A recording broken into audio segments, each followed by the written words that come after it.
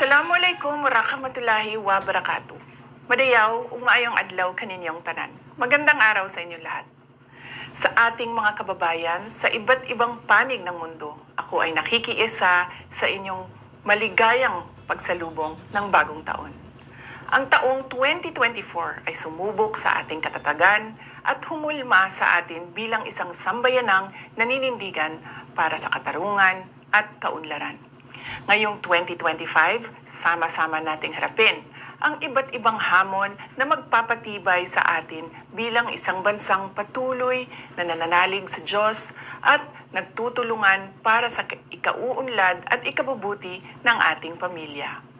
Sa ating pagsalubong sa bagong taon, ako ay nagpapasalamat sa inyong walang sawang pagmamahal sa bayan na ipinamalas ninyo sa inyong pagsusumikap, pagtitiis, at pagtsatsagang magkaroon ng mas magandang kinabukasan.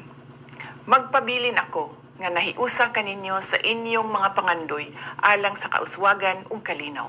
Atong atubangon ang bagong tuig, uban ang paglaom nga ang tanan natong mga kalisod ug mga paningkamot sa ngadtong-ngadtong makahatag og positibong kausaban.